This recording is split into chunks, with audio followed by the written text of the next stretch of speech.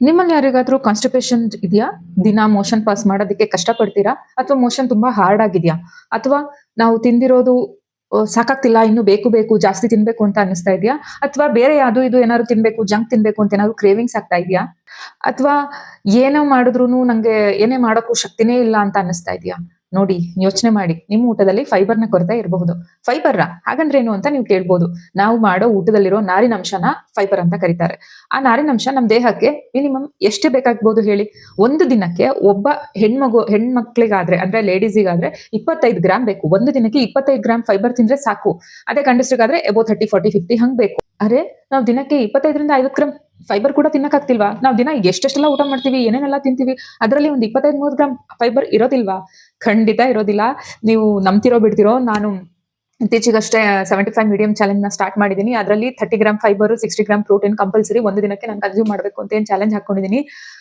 Protein ಆದ್ರೂ ಹೆಂಗಾದ್ರೂ ಸೇರಿಸಬಹುದೇನೋ, ಆದ್ರೆ ಫೈಬರ್‌ನ ಒಟ್ಟು ಮಾಡೋದು ಅಂದ್ರೆ ಫೈಬರ್ 30 ಗ್ರಾಂ ಫೈಬರ್ ಇರುವಂತ ಊಟನ ಹುಡುಕುವಂತದ್ದು ಆ ಕಷ್ಟ ಅಂತ ಅಲ್ಲ.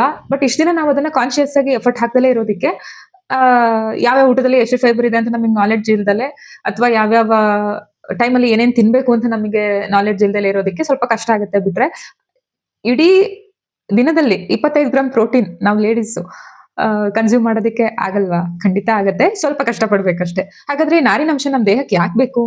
ನಮ್ ದೇಹದಲ್ಲಿ ಜೀರ್ಣಕ್ರಿಯೆ ಚೆನ್ನಾಗಿರ್ಬೇಕು, ಜೀರ್ಣಾಂಗ ವ್ಯವಸ್ಥೆ ಚೆನ್ನಾಗಿರ್ಬೇಕು ಅಂತ ಅಂದ್ರೆ, ನಮ್ಮ ಗಟ್ ಹೆಲ್ತ್ ಚೆನ್ನಾಗಿರ್ಬೇಕು ಅಂತ ಅಂದ್ರೆ, ನಾವ್ ಯಾವಾಗ್ಲೂ ಊಟ ಮಾಡಿದ್ದು ಹೊಟ್ಟೆ ತುಂಬ್ದಂಗಿರ್ಬೇಕು ಅಂತ ಅನ್ಸಿದ್ರೆ, ಪದೇ ಪದೇ ತಿನ್ಬೇಕು ಅಂತ ಅನ್ನಿಸ್ಬಾರ್ದು, ಅದು ಇದು ಕ್ರೇವಿಂಗ್ ಆಗ್ಬಾರ್ದು ಅಂತ ಅನ್ಸಿದ್ರೆ, ನಮ್ಮ ಊಟದಲ್ಲಿ ಫೈಬರ್ ಇರೋದು ತುಂಬಾ ಮುಖ್ಯ ಆಗತ್ತೆ. ಇಷ್ಟೇ ಅಲ್ಲ, ಫೈಬರ್ ಇಂದ ನಾವು ನಮ್ ತೂಕನೂ ಕೂಡ ಮ್ಯಾನೇಜ್ ಮಾಡ್ಬೋದು, ನಮ್ಮ ಹಾರ್ಟ್ ಹೆಲ್ತ್ ಕೂಡ ಚೆನ್ನಾಗಿರುತ್ತೆ, ಬ್ಲಡ್ ಶುಗರ್ ಲೆವೆಲ್ ಕೂಡ ನಾವು ಮ್ಯಾನೇಜ್ ಮಾಡ್ಬೋದು. ಮತ್ತೆ ಇಂಪಾರ್ಟೆಂಟ್ ಕಾನ್ಸ್ಟಿಪೇಷನ್ ಆಗದೆ ಇರೋಂಗ್ ತಡೆಯುತ್ತೆ. ಕಾನ್ಸ್ಟಿಪೇಷನ್ ಅಂದ್ರೆ ಏನು ಅಂತ ನೀವು ಕೇಳ್ಬೋದು.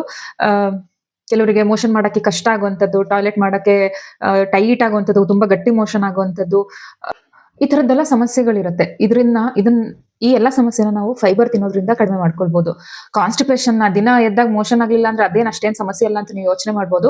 ಬಟ್ ಕ್ರಾನಿಕ್ ಕಾನ್ಸ್ಟಿಪೇಷನ್ ಇಂದ ಅಂದ್ರೆ ತುಂಬಾ ದಿನದಿಂದ ಏನ್ ಮಲಬದ್ಧತೆ ಅಂತ ಏನ್ ಕರಿತೀವಿ, ತುಂಬಾ ದಿನಗಳಿಂದ, ತುಂಬಾ ವರ್ಷಗಳಿಂದ ಇತ್ತು ಅಂತ ಅಂದ್ರೆ, ನಮ್ ದೇಹ ಏನು ನಮ್ ದೇಹಕ್ಕೆ ಬೇಡ ಅಂತ ಹೇಳಿ ಹೊರಗಡೆ ಹಾಕತ್ತಲ್ಲ, ಅದು ಸರಿಯಾಗಿ ದಿನ ದಿನ ಅದು ಮೋಷನ್ ಪಾಸ್ ಮಾಡಿಲ್ಲ ಅಂತ ಅಂದ್ರೆ, ಅದು ಅಲ್ಲೇ ಕಲೆಕ್ಟ್ ಆಗಿ 2, 3 ದಿನಕ್ಕೊಂದ್ಸರಿ, 4 ದಿನಕ್ಕೊಂದ್ಸರಿ ಹೋಗುವಂತದ್ದು ಅಥವಾ ಟೈಟ್ ಆಗಿ ಇರುವಂತದ್ದು, ಎಷ್ಟು ಮುಟ್ಟಿದ್ರು ಟಾಯ್ಲೆಟ್ ಮಾಡಕ್ ಆಗಲ್ಲ ಅಂತದ್ದು, ಆ ತರದ್ದೆಲ್ಲ ಆದಾಗ ಆ ಟಾಕ್ಸಿಕ್ಸ್ ಎಲ್ಲ ನಮ್ಮ ಕರುಳಲ್ಲೇ, ದೊಡ್ಡ ಕರುಳಲ್ಲೇ ಸೇರ್ಕೊಂಡು ಕೋಲನ್ ಕ್ಯಾನ್ಸರ್, ಇತ್ತೀಚೆಗೆ ಕೋಲನ್ ಕ್ಯಾನ್ಸರ್ ಪ್ರಕರಣಗಳು ಜಾಸ್ತಿ ಆಗ್ತಿದೆ. ಇದಕ್ಕೆ ಕಾನ್ಸ್ಟಿಪೇಷನ್ ಒಂದು ಮೇಜರ್ ಕಾರಣ. ಕಾನ್ಸ್ಟಿಪೇಷನ್ ಯಾಕಾಗತ್ತೆ ಅಂತ ಅಂದ್ರೆ, ಫೈಬರ್ ಸರಿಯಾಗಿ ಕನ್ಸ್ಯೂಮ್ ಮಾಡದೇ ಇರೋದು ಕಾನ್ಸ್ಟಿಪೇಷನ್‌ಗೆ ಒಂದು ಮುಖ್ಯವಾದ ಕಾರಣ. ಸೊ, ನಮ್ಮ ಊಟದಲ್ಲಿ ಎಷ್ಟು ಬೇಕೋ ಅಷ್ಟು, ಅಂದ್ರೆ ಹೆಣ್ಮಕ್ಳಾದ್ರೆ 25 ಗ್ರಾಂ ಒಂದ್ ದಿನಕ್ಕೆ, ಗಂಡ್ ಮಕ್ಳಾದ್ರೆ 30ರಿಂದ 50 ಗ್ರಾಂ ಒಂದು ದಿನಕ್ಕೆ ಅಷ್ಟು ಫೈಬರ್‌ನ ಕನ್ಸ್ಯೂಮ್ ಮಾಡಿದ್ರೆ ಇಷ್ಟೆಲ್ಲಾ ಸಮಸ್ಯೆಗಳಿಂದ ನಾವು ಪಾರಾಗ್ಬೋದು. ಜೊತೆಗೆ ಎಷ್ಟೊಂದು ಬೆನಿಫಿಟ್ಸ್ ಕೂಡ ಇದೆ. ಹಾಗೆ ಇನ್ ಮುಂದೆ ನಾನು ನನ್ನ ಊಟದಲ್ಲಿ 60 ಗ್ರಾಂ ಪ್ರೋಟೀನ್, 30 ಗ್ರಾಂ ಫೈಬರ್‌ನ ನಾನು ಹೇಗೆ ಇನ್ಕ್ಲೂಡ್ ಮಾಡ್ಕೊಳ್ತಿದ್ದೀನಿ ಅನ್ನೋದನ್ನು ಕೂಡ ನೆಕ್ಸ್ಟ್ ಬರೋ ವಿಡಿಯೋಗಳಲ್ಲಿ ಶೇರ್ ಮಾಡ್ತಾ ಹೋಗ್ತೀನಿ.